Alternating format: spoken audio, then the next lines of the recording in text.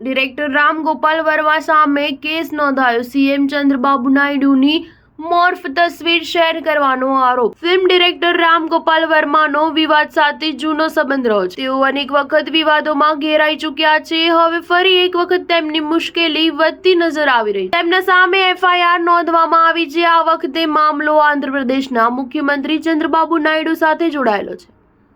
આંધ્રપ્રદેશ પોલીસે રામ ગોપાલ વર્મા સામે સીએમ ચંદ્રબાબુ નાયડુ અને તેમના પરિવાર વિરુદ્ધ અપમાનજનક પોસ્ટ કરવા બદલ કેસ નોંધ્યો. તેમના પર સીએમ નાયડુ અને તેમના પુત્ર નાના લોકેશની મોર્ફ કરેલી તસવીર સોશિયલ મીડિયા પર પોસ્ટ કરવાનો આરોપ છે.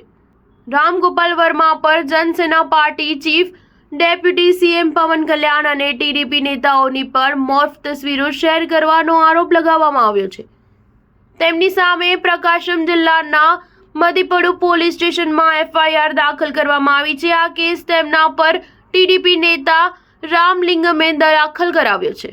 રામ ગોપાલ વર્મા વિરુદ્ધ રવિવારે પોલીસ ફરિયાદ કરવામાં આવી હતી. ફરિયાદમાં કહેવામાં આવ્યું છે કે તેમણે સોશિયલ મીડિયા પોસ્ટ દ્વારા ચંદ્રબાબુ નાયડુ અને તેમના દીકરાને ટાર્ગેટ કર્યા છે. આ ફરિયાદમાં તેમના પર સીએમ અમને ચંદ્રબાબુ નાયડુ અને તેમના દીકરાની પ્રતિષ્ઠાને હાનિ પહોંચાડવા માટે સોશિયલ મીડિયા પર અપમાનજનક પોસ્ટ કરવાનો આરોપ લગાવવામાં આવ્યો. અહેવાલ પ્રમાણે રામ ગોપાલ વર્માએ પોતાની ફિલ્મ વ્યુમના પ્રમોશન દરમિયાન અપમાનજનક પોસ્ટ કરી હતી.